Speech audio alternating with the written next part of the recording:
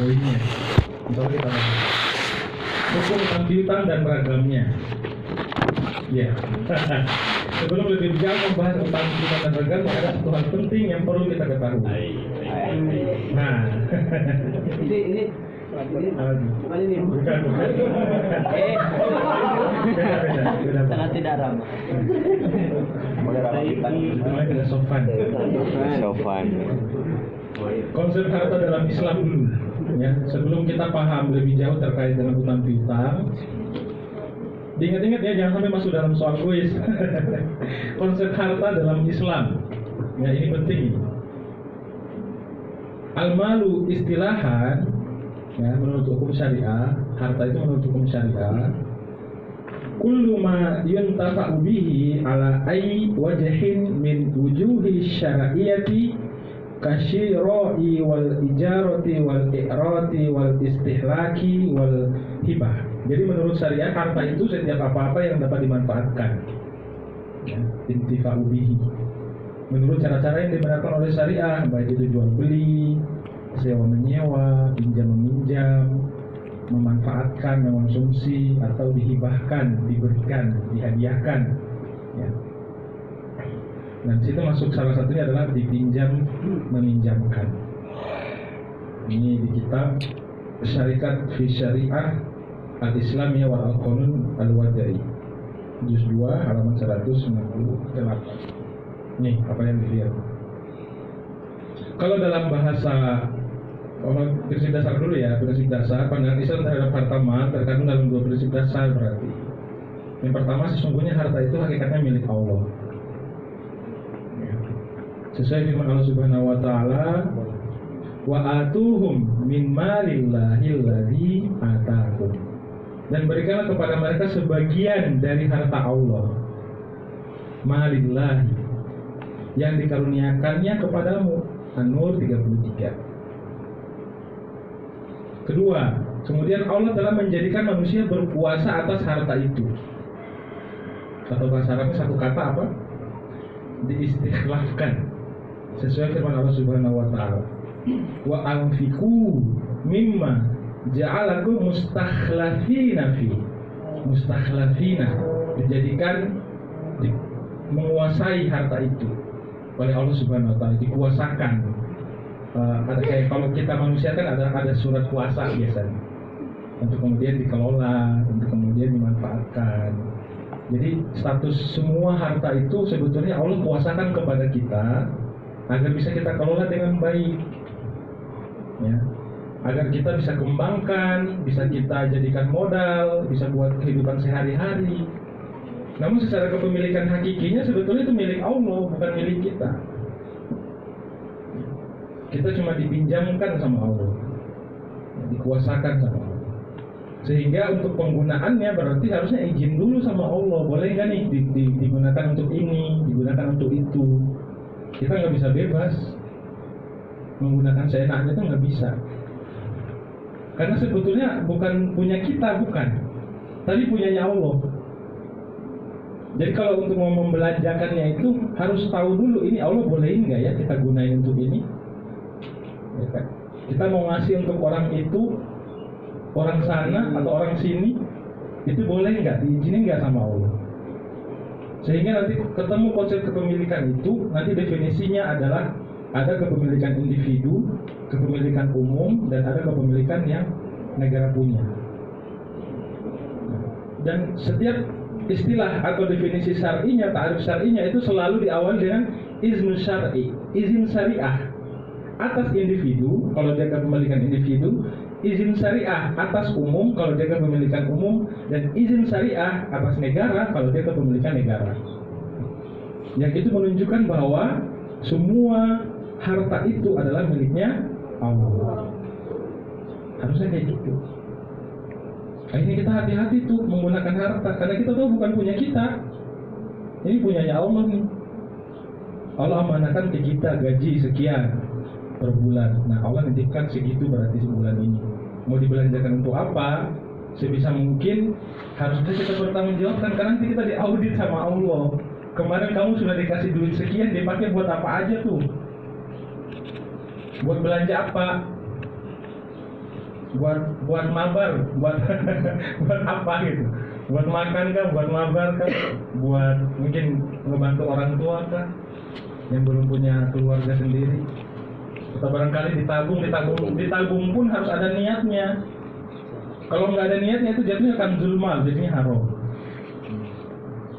Ya. Jadi kalau menabung hati-hati, harus ada niatnya. Diniatkan untuk apa? Misalnya untuk nikah. Untuk nikah 5 tahun lagi. Untuk nikah 2 tahun lagi. Ya udah tabungan nikah. Jelas itu. Tapi kalau sekedar cuma naruh doang, saya pengen naruh duit dulu lah. Nah itu nggak boleh. Jatuhnya haram. Namanya kanzul mal. Kalau menabung namanya iddikhor. Iddikhor itu menabung yang boleh diizinkan sama syariah karena ada niatnya. Ada niatnya untuk digunakan di kemudian hari, itu namanya iddikhor. Bukan kanzul mal. Kalau kanzul mal itu menahan harta. Sementara dalam Islam itu harta itu harus berputar. Uang itu harus berputar. Karena terkait dengan perputaran ekonomi. Nah, jadi posisi harta itu prinsip dasarnya cuma 2 ini. Kepemilikan itu milik Allah, manusia itu cuma dititipi. Manusia itu cuma dikuasakan untuk menggunakan. Itu konsep dasar daripada harta. Sampai sini clear ya. Nanti kalau ada pertanyaan disimpan dulu saja, kita diskusikan. Kayak gitu aja, disimpan tadi poinnya aja. Tadi saya mau nanya tentang ini biar nggak lupa gitu. Jadi pas tanya jawab silakan ditanyakan. Oke, lanjut. Pandangan Islam tentang harta tadi disebut istikhlaf. Konsep istikhlaf, implikasi dari konsep istikhlaf ini berarti segala pengaturan urusan harta wajib tunduk kepada hukumnya Allah. Syariat Islam saja. Mati ya? Di Zoom nggak mati, di TV aja mati.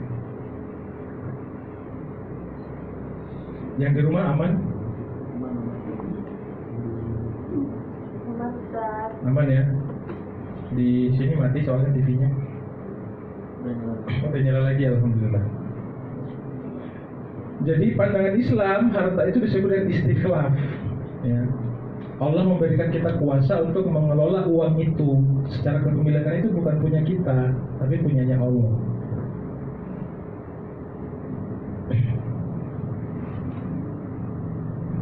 Nah, sekarang pertanyaannya, lalu bagaimana pandangan Islam soal utang piutang? Langsung kita fokus sama topik ini, biar gak terlalu panjang.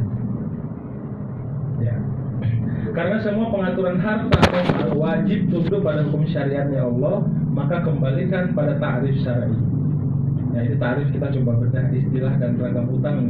Istilah Indonesia itu kan ada utang, ada pinjaman, ada meminjam.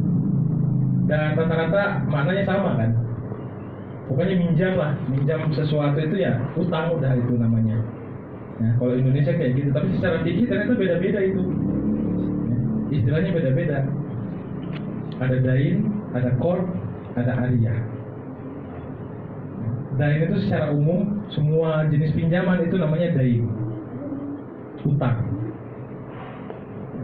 Sementara qard itu pinjaman yang dia khusus hanya untuk barang-barang ribawi. Ibaratnya kalau dain itu adalah transportasi, qard itu adalah bagian daripada transportasi kayak mobil, motor, dia bagian daripada transportasi. Qard bagian daripada dain. Termasuk ariyah bagian daripada dain. Ariyah atau i'aroh biasanya. Ini istilah. Bisa jadi soal kuis ini, hati-hati. Ya, hati-hati. Maksudnya diingat, maksudnya diingat. Istilah Indonesia dan istilah Arab atau istilah fikihnya.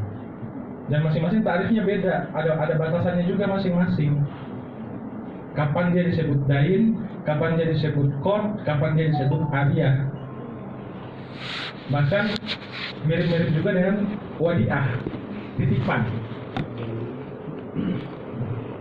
Titipan dia juga nanti muncul ada namanya rahan atau gadai gitu. Kapan dia muncul itu nanti ya. Ini kita basic dulu basic, biar nggak bingung.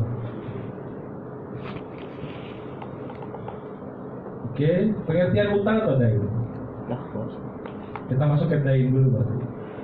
Yang umum dulu, yang umum.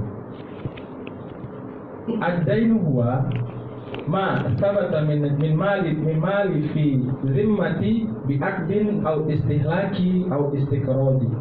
Utang adalah apa-apa atau harta yang telah tetap dalam tanggungan karena adanya akad atau karena kerusakan atau karena adanya peminjaman atau istiqrad. Jadi utang itu secara umum sebabnya ada 3. Artinya tanggungan harta yang kita belum bisa bayar saat itu sebabnya ada 3 karena diakadkan.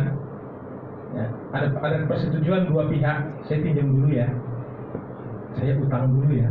Nah itu bagian daripada dai. Atau karena kita merusak sesuatu, sengaja tidak sengaja kita merusak sesuatu, itu jatuhnya harus diganti, jadinya utang. Ya. Kita nyenggol atau kita minjem sesuatu, rusak di tangan kita. Wah, qadarullah ini rusak. Ya, tanggung jawab Pak, tanggung jawab udah dirusak gitu. Ya. Harus diganti. Atau karena adanya peminjaman istiqrad. Nah, peminjaman ini yang barang-barang ribawi, barang-barang ribawi. Nanti kita turunkan lagi, jadi ada 9 ini, dari 3 jadi 9, ya, agar kita bisa lebih mudah lagi memahaminya. Menurut pandangan jumhur, mazhab Syafi'iyah, Malikiyah dan Hanabila, ad-dainu huwa ma yathbutu fi zimmati min malin bisababin yaqtadi thubutahu. Utang adalah apa-apa atau harta yang tetap dalam tanggungan karena suatu sebab yang mengharuskan tetapnya utang. Artinya memang harus dibayar gitu. Harus dibayar, harus diselesaikan kalau memang masih ada tanggungan. Nah, kita masuk pada penyebabnya.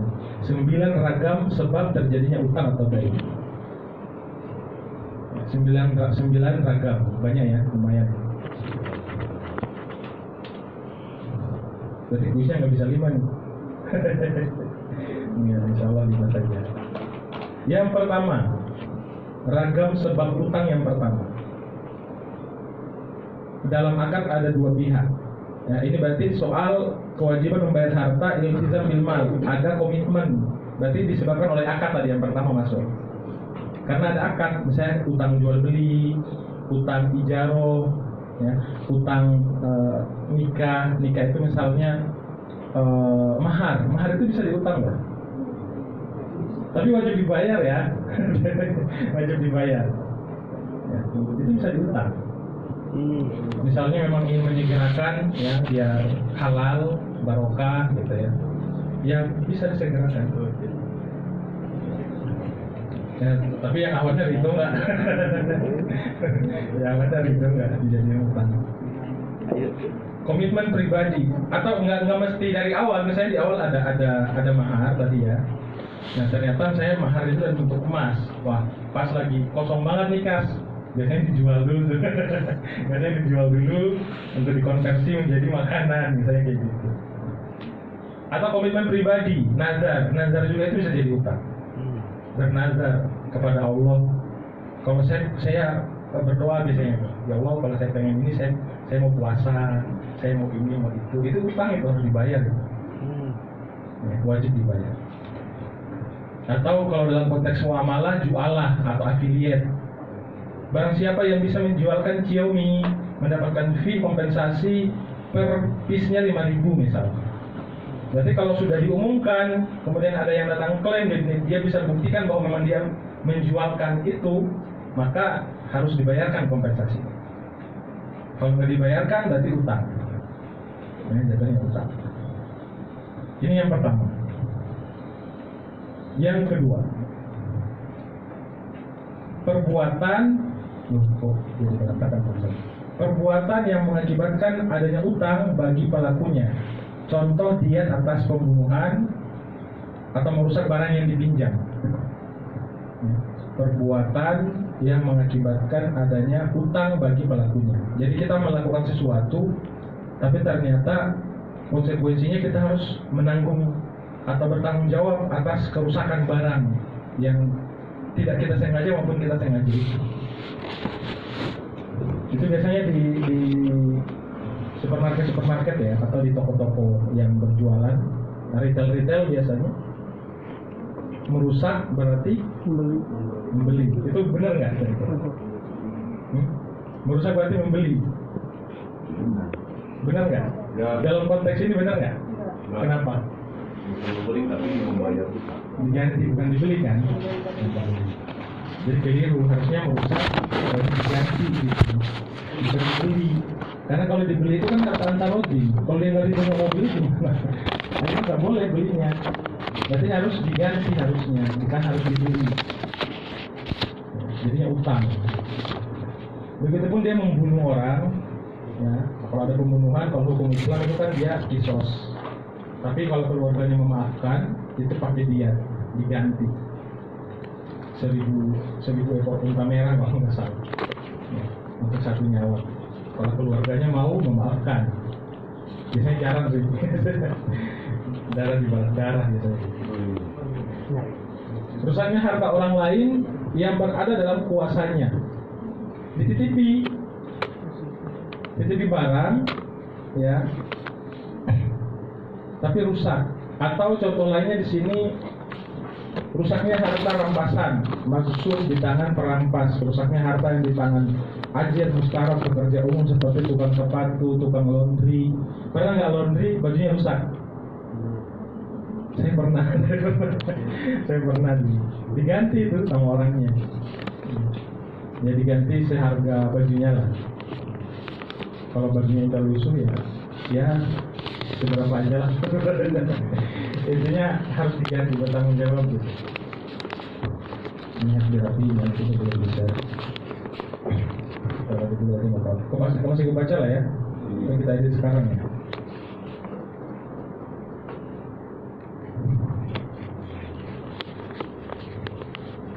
Kayaknya.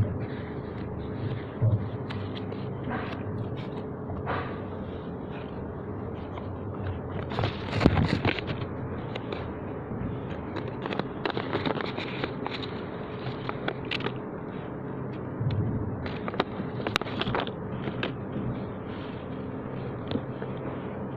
Udah 3 berarti ya.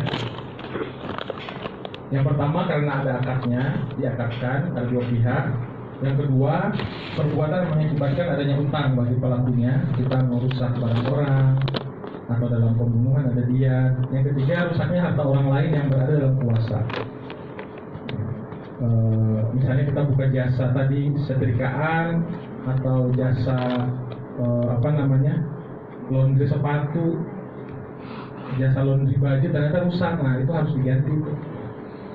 Kecuali orangnya ridho, nggak usah nggak apa-apa, nggak usah diganti. Nah, alhamdulillah aman berarti. Ya. Tapi hukum asalnya itu jadinya utang. Harus konfirmasi seperti apa. Kalau nggak gitu ya tetap wajib diganti. Yang keempat, terwujudnya sebab syar'i yang melahirkan hak atas harta. Contohnya terpenuhinya nisab dan berlalunya haul atas harta zakat, kebutuhan nafkah untuk kerabat dari kerabat yang lainnya. Ini yang sering dilupakan. Nomor 4 ini sering dilupakan. Umumnya soal zakat. Ya, umumnya soal zakat. Standar zakat itu paling amannya ambil yang standar perak, 200 dirham. Kalau dikonversi sekarang, kalau ada yang ngikutin harga per gram emas, ada yang ngikutin harga dirham. Kalau dinasnya, para guru kita, Ustaz Dicondro, Ustaz Sidik Aljawi itu mengikuti yang standar dirham. Berarti sekitar 70-80 ribu lah per dirham itu. Berarti kalau dikali 200 dirham, sekitar kalau 70 ribuan berarti sekitar 14 juta. Jadi kalau ada tabungan 14 juta, itu sudah kena nisab. Ya, sudah kena nisab. Nunggu 1 tahun masih 14 juta atau malah nambah, berarti wajib dikeluarkan zakatnya 2,5%. Kalau yang punya tabungan ya, mau lebih hati-hati lagi, hitungannya per gram. Per gram itu sekitar 14.000. 14.000 kali sekitar 200 dirham, mungkin 7 jutaan, 8 jutaan itu sudah kena nisab gitu. Jadi kalau ada tabungan 7 juta, 8 juta itu sudah kena nisab. Tahun depan, 1 tahun itu hitungannya hijriah ya, bukan masehi. Jadi kalau Ramadan atau sekarang bulan Rabiul Akhir ya, Rabiul Akhir sekarang misalnya udah 8 juta nih, kalau mau hati-hati banget ya, 8 juta. Rabiul Awal atau Rabiul Akhir awal nanti tahun depan masih 8 juta dan selama 1 tahun itu nggak pernah berkurang, stabil atau malah bertambah, berarti wajib dikeluarkan 2,5% dari 8 juta itu. Ya, yang punya tabungan ya, ada kewajiban dikeluarkan 2,5%. Dan untuk zakat barangkali masih mudah untuk diingat karena sering muncul iklannya atau spanduk jangan lupa bayar zakat dan seterusnya. Tapi yang satu ini jarang, kebutuhan nafkah untuk kerabat dan dari kerabat lainnya. Maksudnya kira-kira paham nggak maksudnya? Harus paham silsilah nasab dan kewajiban nafkah khususnya bagi laki-laki. Perempuan mah aman, ahwat aman. Laki-laki nih ya, ikhwan. Kenapa ikhwan itu punya tanggung jawab nafkah? Kalau ada saudara kandung, ya, saudara kandung dia udah nikah, kesulitan biaya hidup, anaknya sampai susah makan, itu yang bertanggung jawab bukan cuma orang tuanya, tapi juga saudara kandung daripada laki-laki. Wajib itu pamannya lah, mamangnya. Ya. Jadi kalau kita punya ponakan agak kesulitan menjalani menutupi kebutuhan pokok, kita ada kewajiban untuk membantu dia. Begitupun sebaliknya, kalau ternyata kitanya yang jadi korban, kitanya yang jadi objek kesulitan untuk kehidupan sehari-hari, jangan sungkan untuk minta sama pamannya. Itu kewajiban dia itu. Kewajiban dia itu nafkah itu.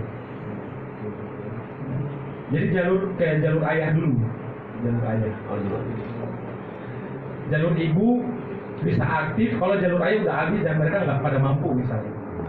Dan bagian ibu ternyata ada yang mampu, maka pindah itu kewajiban. Jadi harus memahami jalur nasab atau jalur nafkah. Jadi kalau ada anak yatim, kan kemarin sempat heboh ya, anak yatim, pondok anak yatim yang isinya laki-laki semua tuh. Terus muncul di TV pamannya, loh, dia masih punya paman, kenapa dimasukin ke pondok yatim? Itu nggak dibenarkan itu sama syariat. Ya. Kalau punya ponakan yang yatim piatu, cari pamannya siapa yang laki-laki, wajib dia nafkahi. Wajib. Jangan dibawa ke panti asuhan, berdosa itu. Harusnya panti asuhan itu nggak ada. Harusnya nggak ada. Kenapa? Karena lebih prioritas cari dulu siapa kerabat terdekat.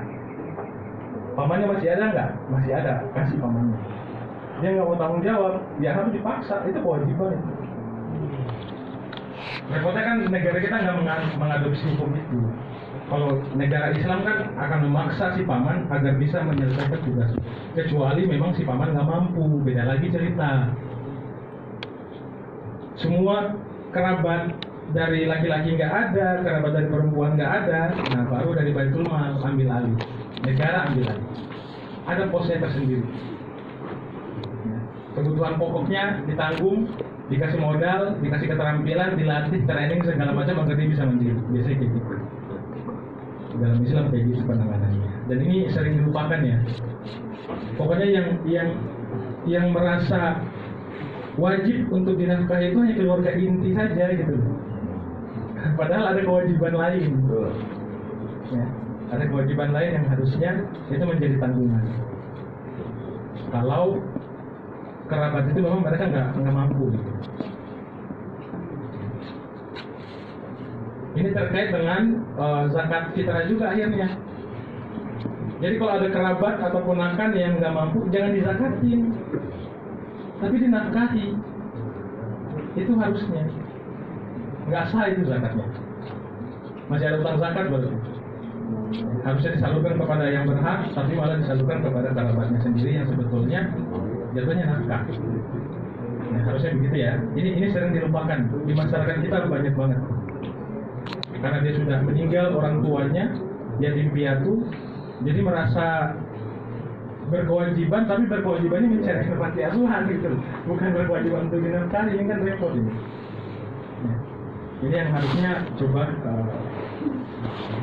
sering disiarkan juga barangkali ya, karena problem kita banyak umat Islam ini.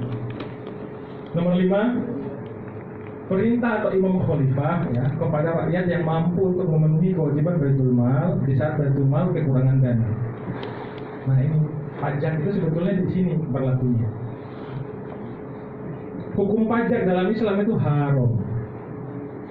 Haram harus tahu. Ya. Berasal ya. Nah, kecuali dana untuk sosial kayak bencana alam, gempa bumi, banjir itu ternyata di kas Baitul Mal itu kosong. Karena kayak di Indonesia misalnya sering terjadi bencana gitu kan, bencana korupsi ya. Nah, kasnya kosong. Itu dihitung dulu, dikalkulasi kebutuhannya berapa nih untuk bencana di timur misalnya. Wah, kita butuh sekitar 40 triliun. Oke, database orang kaya di Indonesia siapa aja? Hanya orang kaya saja. Orang kaya dan muslim, nggak boleh yang non muslim.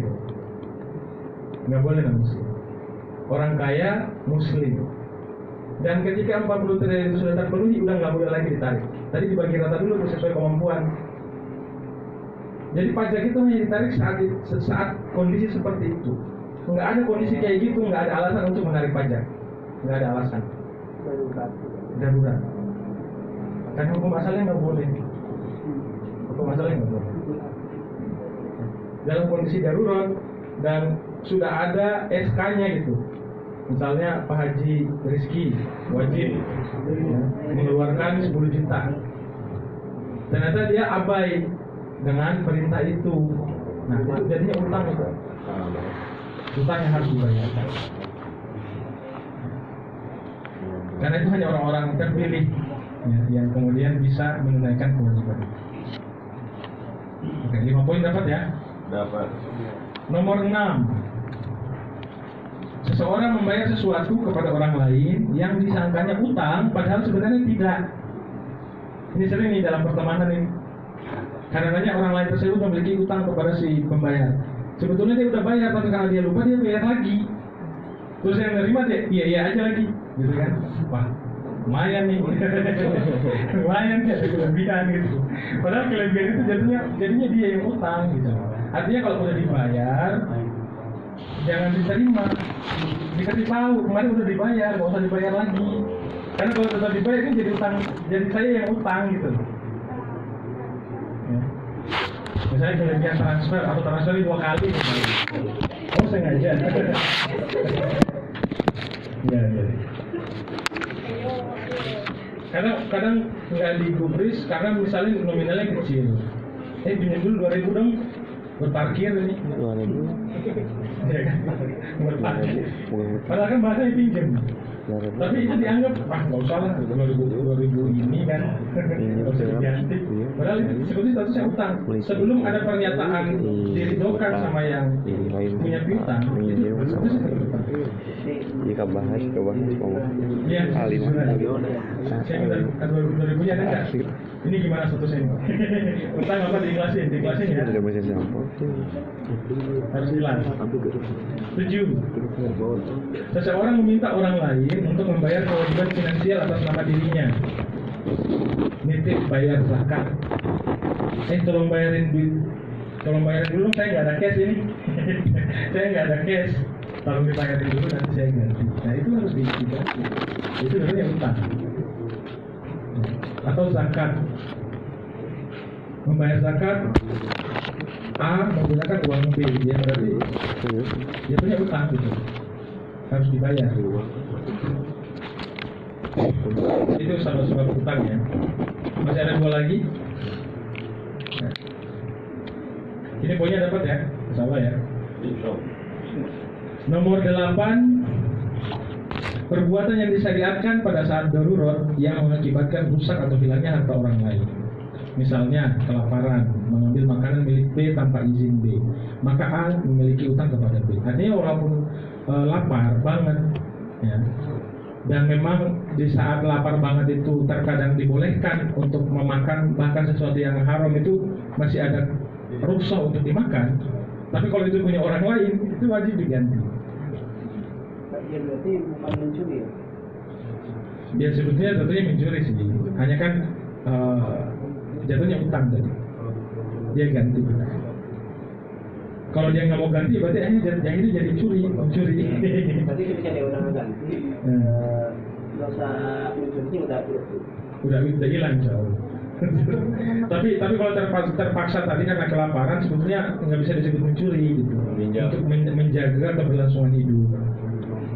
Tapi kalau dia kenyang dia ambil kan itu namanya mencuri. Kayak makan babi lah. Hanya untuk menyambung hidup kan. Itu masih dibolehkan dengan batasan dia masih punya tenaga untuk, jadi nggak sampai kenyang, nggak boleh sampai kenyang. Jangan pas nih, wah enak nih, ya bisa 1 ekor.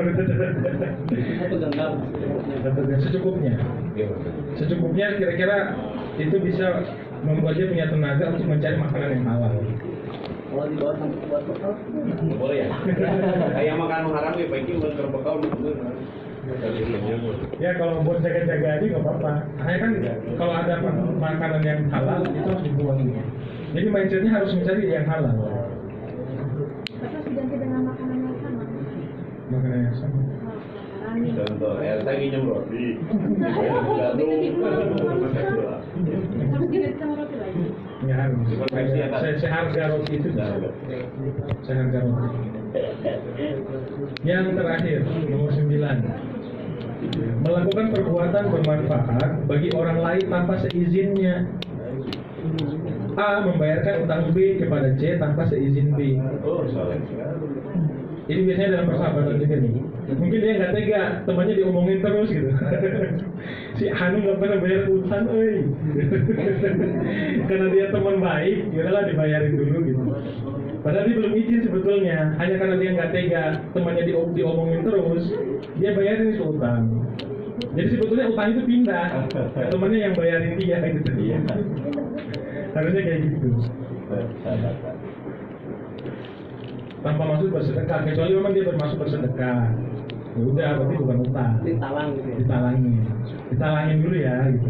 Tapi dia nggak izin, hanya karena nggak enak aja temannya diomongin terus misalnya. Ya saya talangin dulu lah, nanti saya ngobrol sama dia misalnya. Itu jadinya utang. Berarti utangnya tadi itu kayak di warung misalnya, pindah ke temannya yang bayar gitu. Itu namanya hawalah, ya, pemindahan utang.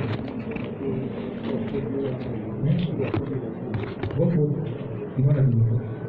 Memang ada utangnya GoFood itu? Bayarin driver ya. Ya kan udah ada update katanya, nggak selalu. Bisa juga langsung transfer pakai GoPay. Dulunya iya kayak gitu. Jadi double akad, utang piutang sama ijaro. GoFood dulu. Kalau sekarang kalau fakta itu masih ada ya berarti masih sama. Kan kita lihat faktanya. Ada tuh skema pembayaran kan, kalau ada saldo GoPay-nya langsung kepotong. Kalau kan nanti bisa dipilih, tapi kita order itu ada saldo misalkan di GoPay-nya, ataupun memang dibayar nanti setelah, bisa sih setelah nyampe, nggak sampai berhari-hari gitu. Iya, setelah nyampe, tapi kan ditalangin dulu. Iya, lagi. Ditalangin kan utang tuh jatuhnya. Itu nggak boleh. Kalau yang pertama kan kalau GoPay pasti aman ya. Kalau GoPay aman kan kita langsung bayar. Betul. Si drivernya cuma bertugas untuk mengantarkan jasa aja, Betul. ijaro aja. Betul. Tapi kalau dia talangin lagi, Double akad. terus pas nyampe rumah di cancel. Iya kan? Kejahatan itu. Triple akad itu. Kejahatan itu. Iya kan? Udah jasa, utang piutang, di cancel lagi itu pas yang tanpa di cancel pun ya tetap nggak boleh double akad. Kecuali kita ada GoPay, ada saldo, kita pesan langsung bayar. Jadi si kurirnya itu memang yang bertugas untuk mengantarkan makanan aja gitu. Jangan ikut nalangin. Nah itu masih aman. Kalau ada diskon ya? Kalau ada Diskonnya dilihat dulu, diskonnya karena GoPay-nya atau dia semua platform itu boleh. Kalau semua platform boleh ya aman. Kalau diskonnya dari GoPay? Nggak boleh. Mending ya nih. Itu riba. Iya, Aman ya, berarti 9 poin udah dapat. Tadi yang paling sering dilupakan tadi nomor 4 ya. Nomor 4 dan nomor 5. Itu bisa jadi masuk buku isi. Biar diingat.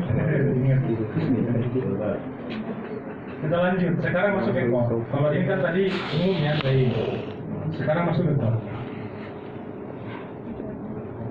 Al-qardu huwa, ini bukan qardi ya, huwa ma tu'tihi ghairika min mali ala anna yarudda misluhu ilaika. Ini kayaknya beda definisi Muhammad Yunus ternyata nih ya. Ada definisi lain soal. Yang di AKBS beda. Yang di AKBS beda. Pinjaman adalah harta yang Anda berikan kepada orang lain dengan ketentuan dia mengembalikan harta yang semisal. Jadi kata kunci dari qard itu adalah semisal. Barang-barang yang misliah. Barang-barang yang misliah. Jadi barang-barang misliah itu diantaranya itu adalah barang-barang ribawi. Dan ternyata bukan cuma barang ribawi, barang-barang misliah itu. Pokoknya yang semisal itu dia bisa pakai qard. Beras itu bisa pakai qard. Tapi beras kan bukan barang ribawi. Walaupun sebagian imam ada ulama ada yang mengatakan dia termasuk barang ribawi karena dikiaskan. Ya, karena dikiaskan sebagai bagian daripada makanan pokok. Ya, sebagian ulama itu ada yang menyebut makanan pokok itu adalah barang ribawi karena dikiaskan dari gandum. Ya, tapi kita mengikuti pendapat yang rojih ya dari para guru kita merojihkan barang ribawi itu nggak bisa dikiaskan, hanya 6 saja. Karena repot kalau semua dijadikan barang ribawi. Ya, kalau di Garut misalnya banyak ubi jadi makanan pokok, itu bisa jadi barang ribawi itu. Jagung bisa jadi barang ribawi itu. Atau di timur misalnya makan sagu gitu. Bisa jadi barang ribawi. Jadi bisa menyulitkan malah. Ya meskipun kita dihargai atau dihormati itu sebagai pendapat yang Islami, Rohul Islam, ya, tapi kita ngikutin yang dalilnya rojih atau lebih kuat lah. Yaitu barang ribawi itu hanya 6, nggak bisa ditambah-tambah lagi, nggak bisa dikiaskan. 6 itu apa? Ada yang tahu? Emas, perak,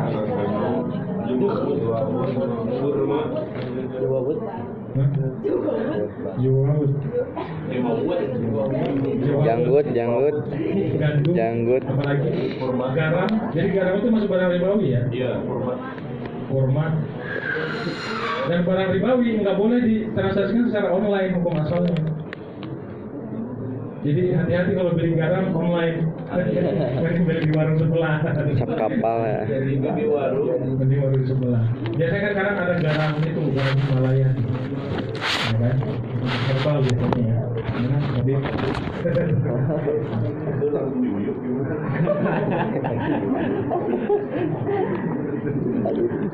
lanjut ya. Ini tambahan penjelasannya dalam al-mawsu'al fiqhiyah. Al-qardu fil istilahi amalin irfaqo liman yantafi'u bihi wa yariddu badalah.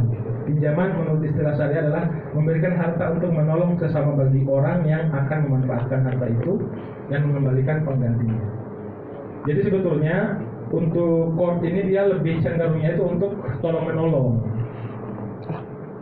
Ya, hukumnya itu tabaru'ah, bukan tijariyah.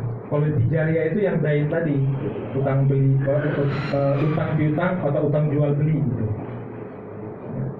Tapi qard ini lebih banyak untuk saling membantu. Jadi sebetulnya nggak boleh dibisnisin dalam Islam. Nggak boleh dibisnisin. Jadi kalau minjemin orang duit ya dipinjemin aja, nggak usah dikasih bunga. Harusnya kayak gitu. Udahlah dia susah sampai dia minjam duit, ditambahin bunga lagi kan, nambah susah orang. Berikutnya pengertian harta misliyah, karena ini bagian daripada qard tadi ya, harta misliyah. Al-misliyatu fil istilahi kullu ma yujadu lahu mislu fil aswaqi bila tafawuti yuqtadu bihi bihaitsu la yahtalifu bisababihi sama. Misliyat atau yang semisal yang menurut istilah adalah apa-apa yang didapati yang semisalnya di pasar tanpa ada perbedaan yang signifikan. Dalam arti perbedaan yang tidak ada mengakibatkan perbedaan harga. Kayak barang-barang yang ditakar dihitung ditimbang. Beras, gula, minyak, itu kan bentuknya sama semua kan. Gula, ya gula. Meskipun mungkin ada perbedaan warna misalnya, tapi ya gula ya gitu, gula pasir gitu. Beras ya begitu, meskipun ada kualitas-kualitasnya yang berbeda juga. Ya, berarti segitu-gitu itu jadi itu masuk barang misliat. Barang yang semisalnya itu banyak. Itu barang-barang misliat. Lebih dalam nanti soal misliat ini nanti ngaruhnya ke jual beli, boleh langsung dijual lagi atau ternyata harus serah terima dulu dan seterusnya. Kimia ini lawannya ya. Kalau tadi misliat ini kimia. Harga yang senilai kalau kimia itu. Apa-apa yang tidak didapati yang semisalnya di pasar atau didapati yang semisalnya, tetapi ada perbedaan yang signifikan dalam nilainya kayak rumah, pokoknya satuan lah. Hewan, kambing, sapi. Beli kambing itu masuk barang kimia, tapi kalau sudah dipotong, daging kambing itu jadinya barang misliat. Ya, karena sudah ditimbang kiloan kan. Tapi kalau kambingnya kan masih ekor. Jadi hitung ekornya gitu. Kalau mungkin ekornya hilang misalnya. Tapi tetap dihitung ekor. Jadi utang sama qard, utang sama pinjaman, dain sama qard. Dain merupakan kategori yang lebih umum daripada qard. Jadi setiap qard pasti termasuk dain. Tapi tidak setiap dain adalah qard. Ya. Qard adalah harta yang diberikan kepada seseorang agar dia mengembalikan harta yang semisalnya. Qard terjadi pada harta, uang atau barang. Qard terjadi pada harta yang semisal atau misliat. Definisi pinjaman qard atau loan ya, tidak sama dengan definisi utang atau dain atau debt. Jadi beda antara utang dan pinjaman atau antara dain dan qard. Kalau utang dan pinjaman kayaknya untuk kosakata bahasa Indonesia terbatas ya. Jadi kayak sama aja udah. Ya utang iya, pinjaman iya gitu. Tapi kalau secara fikih ternyata beda itu konsekuensinya. Seputar hukum utang atau dain. Utang atau dain hukumnya boleh atau jais. Hadis dalilnya Al-Baqarah 282. Bismillahirrahmanirrahim. Ya ayyuhalladzina amanu idza tadayantum, ada dain di situ ya. Tadayantum bidainin ila ajalin musamma faktubu. Ada yang coret-coret ya? Mungkin anaknya bisa dikondisikan yang di rumah. Hai orang-orang yang beriman, apabila kamu bermuamalah tidak secara tunai untuk waktu yang ditentukan, hendaklah kamu menuliskannya. Jadi di sini menjadi hukum bolehnya utang piutang atau dain. Idza tadayantum bidainin ya. Ila ajalin musamma faktubu. Jadi sunnah, jadi satunya sunnah muakkadah meskipun sini ada perintah. Ya, para ulama menjelaskan ini menuliskan itu sebetulnya sunnah muakkadah. Tapi dalam situasi tertentu bisa jadi wajib. Di situasi kita sekarang menuliskan itu wajib. Soalnya nagihnya itu susah banget, susah banget. Jadi memang harus ditulis. Harus ditulis. Ya. Kalau nggak ditulis malah udah tuh. Mending diikhlasin deh. Tapi kalau besar kan berat juga ya diikhlasinnya ya. Dalil nas yang mencela utang, karena ada yang mencela utang. Artinya kayak ditakut-takutin gitu, nggak boleh utang misalnya. Sampai ada komunitas yang dia anti utang, ada. Gara-gara hadis-hadis ini. Karena dia memahami hadis-hadis yang mencela utang, sehingga mereka memahami kita tidak boleh utang. Terus. Nah ini salah kaprah. Salah satunya hadis riwayat Muslim. Yughfaru li syahidi kullu zambi illa daina. Akan diampuni orang-orang yang mati syahid setiap dosanya kecuali utang. Jadi orang mati syahid sekalipun pahala tertinggi dalam predikat level pahala muslim itu ternyata nggak bisa langsung masuk surga juga kalau dia masih punya utang. Nggak bisa langsung masuk surga. Syahid kan, wah punya kartu VIP nih. Tapi ternyata ada satu pertanyaan, punya utang nggak? Kalau masih punya utang, oh bentar dulu, tunggu. Kenapa kira-kira? Karena utang ini masuk muamalah apa? Muamalah dengan orang lain. Orangnya didoa. Dosa-dosa muamalah. memakan harta orang lain. Wa akala mala hadza. Karena ditagih itu. Wah senang dia, wah saya masuk surga nih sahih. Ya ternyata di belakang gitu. Interupsi. Saya nggak ridho. Dia masih punya utang sama saya. Saya juga mau masuk surga, bukan cuma dia. Agar saya bisa masuk surga, bayar dulu utangnya ke saya. Akhirnya pahalanya tadi dikurangin untuk bayarin utang.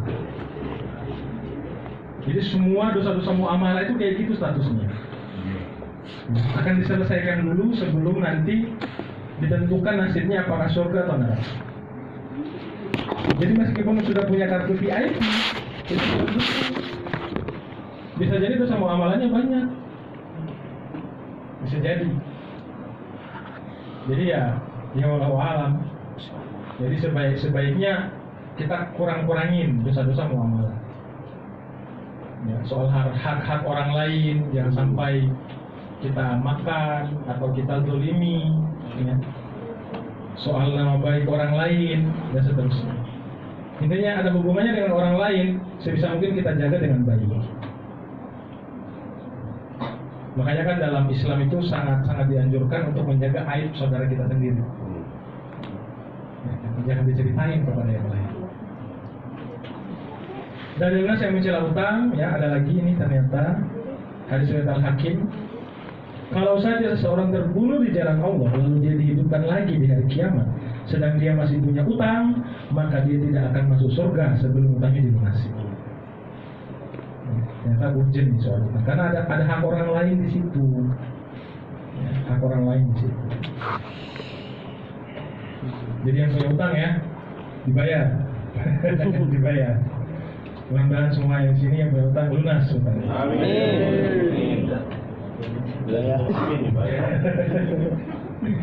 Jiwa seorang mukmin tergantung pada utangnya hingga utang itu dilunasi. Jadi masih gantung itu di alam barzah. Ini pernah kejadian. Ini hadisnya panjang banget sebetulnya, nyambung ke hadis yang nanti dijadikan hadis itu sebagai dalil bolehnya asuransi, padahal nggak boleh. Salah kafrah. Ya. Ada seorang sahabat meninggal, minta disolatkan sama Rasul. Rasul nanya, dia masih ada ahli waris nggak? Sudah nggak ada, Rasul dia tinggal sendiri. Oh, oke. Dia punya utang nggak? Punya utang. Dia masih ada duit nggak? Sisa selama dia hidup? Udah nggak ada. Waduh, solatkan sendiri sahabat kalian. Maknanya itu sebetulnya bukan nggak mau menyolatkan, maksudnya selesaikan dulu urusan itu. Karena persoalan utang itu berat. Ya. Akhirnya ada Abu Qatadah datang, wahai Rasulullah, utangnya saya nanggung, nanti saya yang bayar. Berapa utangnya? 3 dinar. Oh, oke. Nanti gajinya sama saya aja, agar kita bisa selesaikan ini urusan jenazah. Dan akhirnya Rasulullah menyolatkan. Rasulullah menyolatkan. Besoknya ketemu Abu Qatadah. Bro, gimana? Udah dibayarin belum? Ya, udah dibayarin belum? Waduh, lupa aja. Nah, cepat sih udah dibayarkan. Setelah dibayarkan lapor, alhamdulillah sudah dibayarkan oleh Rasulullah. Alhamdulillah, berarti jiwanya sudah tidak tergantung lagi, dia sudah tenang. Jadi kayak gitu. Jadi meninggal masih punya utang, wah itu ibaratnya tergantung. Kalau bahasa Indonesia apa ya? Bayangan. Nggak yang ke sana kayak. Jadi persoalan utang ini penting ya, urgent. Hadis lain, janganlah kalian menakut-nakuti diri kalian sendiri. Para sahabat bertanya, wahai Rasulullah, apa yang menakut-nakuti diri kami sendiri? Utang. Kan kita biasanya nggak tenang itu kalau punya utang. Wah, jangan sampai ada masalah nih. Mau keluar, takutnya diciduk di jalan, diangkat motornya. Meskipun itu memang nggak boleh dalam syariat, walaupun statusnya utang, ya itu sebetulnya sudah milik. Nggak boleh ditarik paksa, itu nggak boleh. Hanya kan masalahnya kita nggak pakai syariat Islam. Akhirnya main hakim sendiri kan di jalan. Biasanya rame. Jadi apa namanya, utang ini salah satu yang membuat kita itu menakut-nakuti diri sendiri. Jadi kalau mau tenang ya jangan utang. Dalil nas yang memuji utang, dan ada juga yang memuji. Ya. Ada yang mencela, ada yang memuji. Ada yang mencela, ada yang memuji. Dari Muhammad bin Ali dia berkata, Aisyah radhiyallahu telah berutang piutang, lalu ada yang bertanya kepadanya, mengapa Anda berutang? Aisyah menjawab, aku pernah mendengar Rasulullah SAW, ma min abdi kanat lahu niyatun fi adai dainiha illa kana lahu min Allahi azza wa jalla auna fa'ana altamisu zalikal aun. Tidaklah seorang hamba berniat untuk melunasi utangnya kecuali dia berhak mendapat pertolongan dari Allah Azza wa Jalla, maka aku mencari pertolongan Allah itu. Jadi kadang-kadang sengaja utang, padahal sebetulnya dia lagi nggak butuh utang. Kenapa? Karena dia pengen ditolong sama Allah. Aisyah pernah melakukan itu. Kalau pernah nonton cuplikan yang sempat viral, yang potongan film Turki itu, Sultan Abdul Hamid, itu beliau pernah utang juga. Sampai salah satu stafnya itu bingung, Khalifah punya utang apa? Jadi dramatisirnya kayak gitu. Kok bisa Khalifah punya utang? Nah setelah ditelusuri, nanya sama pedagang tadi, ternyata mau menjalankan sunnah. Artinya dia utang, nanti dia tentuin bayarnya kapan. Nah kayak gitu. Jadi kadang-kadang sengaja punya utang untuk agar bisa mencari pertolongannya Allah SWT. Dan lihat saya memuji utang, masih ada lagi. Tidakkah seorang muslim memberi pinjaman kepada muslim yang lain sebanyak 2 kali kecuali hal itu seperti sedekah. Jadi bisa jadi pahala sedekah juga. Dalil yang memuji utang. Dalil Aisyah bahwa Nabi SAW pernah membeli makanan dari seorang Yahudi hingga tempo tertentu secara utang, dan Nabi SAW menggadaikan kepadanya bagi dia. Nah, di sini terjadi aktivitas utang piutang. Berikutnya lagi. Nah, lalu bagaimana? Lalu bagaimana? Semua dalil nas yang ada wajib dijamak, dikompromikan. Artinya ada yang mencela, ada yang memuji. Terus harusnya seperti apa tuh kita menyikapi dalil yang seolah-olah bertentangan itu? Kaidah usul fikih menetapkan a'malud dalilaini aula min ihmali ahadihima bil kulliyati. Mengamalkan 2 dalil yang seolah bertentangan adalah lebih utama daripada mengabaikan salah satu dalil secara keseluruhan. Jadi kalau ada dalil yang seolah-olah bertentangan, ya tetap diamalkan saja dua-duanya. Dan sebetulnya ada konklusinya di situ. Ini di Saksiyah Al-Islamiyah juz 1. Sehingga ini yang sempat kita bahas ya, bahwa dalam utang piutang itu dia boleh kalau memenuhi 3 syarat. Syarat bolehnya utang piutang, baik yang memberikan utang maupun yang mau berutang, dia harus memperhatikan 3 syarat ini. Yang pertama, pihak yang berutang punya niat untuk melunasi. Kalau dari awal udah nggak punya niat, mending nggak usah dikasih kan? Nggak usah dikasih. Kalau dia memang nggak ada niat mau lunasin. Jadi yang harus kita screening dulu nih, ya.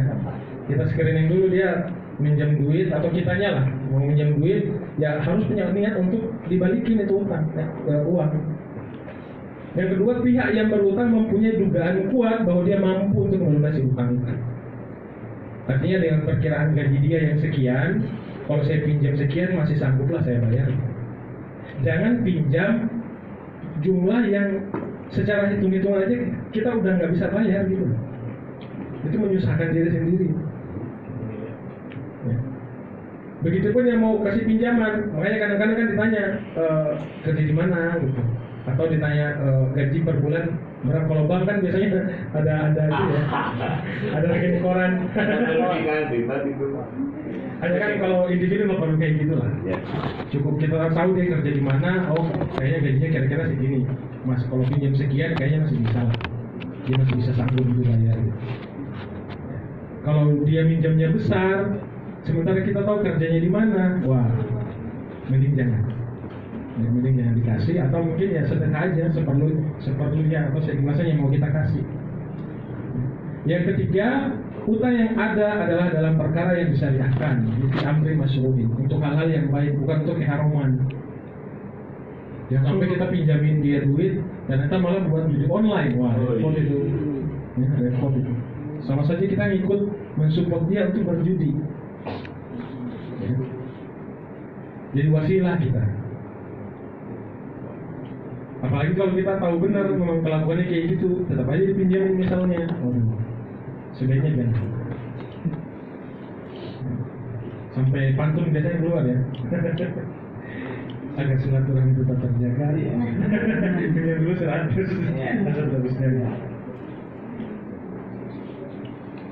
Jadi 3 ini syarat untuk utang piutang. Baik yang mau meminjam atau yang mau dipinjami. Ya, harus punya niat, harus punya dugaan kuat bahwa utang jumlahnya itu memang benar-benar bisa dibayar. Kalau lihat gajinya dia bisa cicil 10 bulan, kayaknya saya bisa lah dari gaji saya gitu. Nah, kalau ternyata besar, agak nggak masuk akal dari gaji yang kita punya, mending jangan. Ya, mending jangan dulu. Nambah dulu pemasukan. Ya. Apakah sampingan atau jualan seterusnya online, kan sekarang banyak ya, insya Allah. Mungkin mau jadi affiliate juga, ya silakan aja. Hukum seputar pinjaman qard, kalau tadi dayin ya sekarang qard. Bagi al-muqrid adalah sunnah. Jadi kalau qard ternyata malah sunnah. Makanya tadi kenapa istri Nabi atau bunda kita ya, Aisyah radhiyallahu anha itu pernah minjem duit untuk kebutuhan pokok tadi ya. Karena ternyata ada pahala di situ, karena ingin mendapatkan pertolongannya Allah. Dan kenapa harus ada niat tadi? Agar dibantu sama Allah untuk menyelesaikan utangnya. Hukum taklifi qard bagi al-muqtarid adalah jaiz. Tapi Syekh Taki mengatakan sama sebetulnya sunnah juga. Ya, jadi berpahala tuh. Kita minjemin orang duit untuk kebutuhan pokok, kita dapat pahala insyaallah. Begitupun yang meminjam duit dia dapat pahala juga. Karena untuk menutupi kewajiban hadiah ya misalnya. Konsekuensi pinjaman setelah terjadinya akad qard, maka kepemilikan barang berpindah menjadi milik peminjam, bukan lagi milik pemberi pinjaman. Jadi hak milik pindah. Hak milik pindah. Kalau dalam dain tadi hak milik juga pindah. Jual beli kan, utang jual beli kan itu utang dain. Kita beli motor, walaupun masih kredit itu sudah hak milik kita. Ya. Jadi jangan disebut lagi masih milik Pak Le misalnya. Ya, Pak Le itu Pak Leasing. Atau bule, ya, leasing. Harta yang dikembalikan oleh peminjam haruslah harta yang semisal dan sekadar. Tidak boleh ada syarat yang memberikan tambahan, karena itu bisa jadi riba. Kul qardin jamu manfa'a fahuwa riba. Ya, kurang lebih begitu dalilnya. Tidak boleh pula memberi pinjaman menerima hadiah atau manfaat apapun dari qard yang diberikan. Jika salah seorang kalian memberikan pinjaman lalu dia diberi hadiah atau dinaikkan di atas tunggangan, maka janganlah dia menaikinya dan jangan menerimanya, kecuali hal itu sudah biasa terjadi. Jadi kalau hadiah itu karena utang, itu riba. Tapi kalau hadiah itu karena memang sudah biasa saling memberi hadiah, itu bukan riba. Boleh deh. Boleh deh. Jadi alasannya apa? Alasan kita lebihkan atau kita tambahkan hadiah itu karena apa? Kalau karena dia minjamin kita duit ya berarti riba itu. Tapi kalau karena yang lain, misalnya karena dia saudara kita memang udah saling memberi hadiah, dia teman baik kita, maupun susah dukanya itu biasanya memang saling berbagi, ya udah itu insya Allah bukan riba itu. Misalnya saudaraan, biasanya kan utang kadang dibalikin dilebihi. Ya selama lebihnya itu bukan karena utangnya, tapi memang pengen berbagi rezeki aja, ya itu bukan riba ya. Bukan riba. Misalnya pinjam dulu kamu dulu ya, hari ini pinjam sama adiknya misalnya. Belum gajian ini soalnya tanggal tua, nanti pas tanggal muda saya bayar. Nah ternyata dilebihin. Nah lebihnya itu karena umumnya pengen ngasih, bukan karena utang. Itu bukan riba ya. Kecuali karena dilebihkan itu karena diutangin. Nah itu baru riba. Jadi tergantung alasan ya, tergantung alasannya. Kakak adik kan atau saudara pasti saling berbagi kan? Atau ada yang di sini, yang saudaraan tapi jarang berbagi gitu. Ada nggak kira-kira? Ada ya? Faktanya aja tuh. Tapi nggak usah dibuka. Ada jamin. Biar jadi pengumuman aja ya. Kesimpulan, dain utang hukumnya boleh atau jaiz, qard hukumnya sunnah. Ya. Dai menjadi haram jika ada akad yang batil atau adanya tambahan denda pada utang atau riba. Qard menjadi haram jika ada tambahan atau hadiah dalam pengembalian pinjamannya. Kesimpulannya kayak gini, ada dai, ada qard, ada utang, ada pinjaman. Yang satunya boleh, yang satunya sunnah. Masih ada kan? Selesai. Wallahu a'lam bishawab. Sekian, kalau ada pertanyaan diskusi silakan. Masih ada cukup waktu ya. Cukup nggak waktunya? Pas jam 9. Bangga. Kembalikan Master of Ceremony. Ya, terima kasih untuk teman-teman. Apakah ada yang ingin ditanyakan atau didiskusikan? Saya persilakan.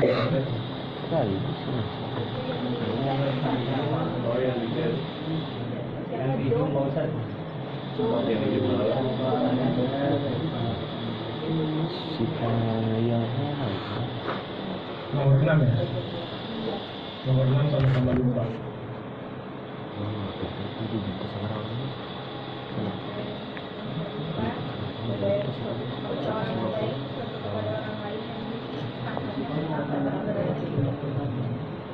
Kalau sama-sama utang ya sama-sama ini diobrolin aja. Ini kalau saya lupa nggak apa-apa buat kamu. Ya udah, kalau saya juga lupa ini gimana statusnya. Jadi yang lebih dominan untuk mengikhlaskan atau menerima itu sebetulnya yang bayarnya itu. Begitu ya, dua-duanya. Artinya kalau ternyata belum dibayar atau ternyata sudah dibayar, ya diobrolin. Ya, diobrolin aja. Ini kita sama-sama lupa nih statusnya. Gimana uang ini? Biasanya kan tergantung situasinya. Memang kalau memang dia lagi butuh kan ya udah saya ambil aja misalnya. Tapi diikhlasin ya kalau memang sebetulnya sudah bayar gitu. Atau kadang juga dia nggak terima. Misalnya dia memang yang utang itu biasanya lagi banyak rezekinya misalnya. Ya udahlah nggak usah dibayar, nggak apa-apa. Saya udah ikhlasin kok. Sama-sama lupa ini kan. Nah, jadi situasional, bisa diobrolin lah istilahnya. Ya mungkin begitu ya, Mr. Tio.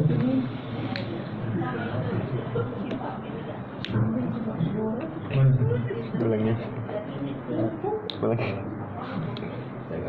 Yang di offline nggak ada? Ada. Kita habiskan yang online dulu satu lagi ya. Iya. Di situ bertanya, apa hukumnya apabila ada seorang anak yang sudah meninggal terus punya utang? Terus ibunya tahu kalau anaknya itu punya utang, otomatis ibunya mau melunasi utangnya itu kepada orang yang meminjamkannya. Tetapi saat mau melunasi, orang yang meminjamkannya itu sudah mengikhlaskannya atau melunaskannya sehingga tidak perlu dibayar. Pertanyaannya, apakah utang itu tidak akan memberatkan si anak meskipun utang itu dianggap lunas oleh pihak peminjam? Nah, menarik nih pertanyaannya. Soal tadi ya, soal utang sudah meninggal, ternyata masih gantung, ya, selama utangnya masih belum dibayar, belum ada yang nanggung. Nah, nyambungnya di situ memang. Artinya, kalau yang meninggal itu masih meninggalkan utang, itu kewajiban yang masih hidup. Makanya kan setiap ada meninggal biasanya ada pengumuman bagi yang masih ada urusan sama almarhumah, misalnya utang atau mungkin ada persoalan yang belum selesai, silakan hubungi ahli waris. Jadi yang berkewajiban itu adalah ahli waris untuk membayarkan utangnya, atau ternyata punya piutang berarti untuk menagihnya gitu ya. Nah, jadi kalau ternyata sudah diikhlaskan ya alhamdulillah, berarti insya Allah si anak tadi itu sudah tidak lagi menggantung tadi sebagaimana hadisnya. Artinya sudah tenang di sana. Ya tidak akan lagi menjadi beban. Ya tidak akan lagi menjadi beban di akhirat. Dan karena orang yang punya piutangnya itu masih hidup dan dia sudah selesaikan di dunia, insya Allah nggak akan ditanyain lagi nanti di akhirat. Karena sudah selesai di dunia. Akan ditanya di akhirat itu kalau di dunia belum selesai. Ya, baik itu disengaja maupun nggak disengaja. Akan sekecil apapun di akhirat itu akan saling nuntut, termasuk persoalan duit, persoalan utang. Ya, jadi harus hati-hati. Kita sudah susah payah ngumpulin pahala, ternyata habis hanya untuk mengganti kelakuan-kelakuan kita yang kurang enak mungkin di dunia gitu, menyinggung hati orang, karena mungkinlah orang. yang sebetulnya itu masih bisa kita kontrol istilahnya, masih bisa kita handle. Nah, mungkin kurang lebih begitu ya dari Siva Amelia. Satu lagi, warna terus nih, dua lagi. Kita switch dulu yang di offline dulu aja. Siapa yang mau di offline? MC yang menentukan ya, silakan. Untuk teman-teman yang di offline, dari Tasimar dulu. Ya, Pak Ustadz, ini ada pertanyaan dari anggota HKO saya. Pertanyaannya, tadi kan kata Pak Ustadz yang sudah meninggal juga kalau punya hutang wajib dibayar hutangnya. Terus bagaimana jika keluarganya tidak tahu kepada siapa yang meninggal itu punya hutang, dan bagaimana cara menyelesaikan hutang piutang itu? Ya, baik. Nyambung ya pertanyaannya sama yang di offline tadi. Bagaimana kalau ternyata keluarganya nggak tahu kalau dia punya utang? Jadi ini salah satu hak setiap muslim. Kalau memang masih ada urusan yang belum selesai, yang punya piutang itu sebetulnya wajib menyampaikan. Gitu. Dia dengar kabar nih, wah si Anu meninggal. Ya. Sudah semestinya kalau memang dia masih ada urusan, dia datang. Kalau dia mau mengikhlaskan, disampaikan. Atau kalau memang dia jauh, tapi dia mengikhlaskan, dia harus menyatakan itu. Ya Allah, saya juga mengikhlaskan utangnya si almarhum. Semoga dia sama didoakan lah. Tapi kalau ternyata belum, sementara keluarganya ini juga belum nggak tahu kalau dia punya utang, wah ini repot ini. Bisa jadi nanti ditagih di akhirat. Ya. Jadi kalau punya utang sebaiknya cerita sama orang rumah. Ya kan, bukan orang lain ini kan. Barangkali dibantu bayar kan gitu. Cerita gitu loh sama orang rumah. Saya ada utang di sini, saya ada utang di sini. Atau minimal punya catatan, yang mana catatan itu ketika meninggal barangkali bisa dibuka gitu. Kemarin dia ada urusan apa aja yang belum selesai, WA-nya dibuka, notnya dibuka gitu. Jadi sebaiknya cerita sih. Ya, sebaiknya cerita sama orang-orang yang terdekat kita lah. Kalau orang tua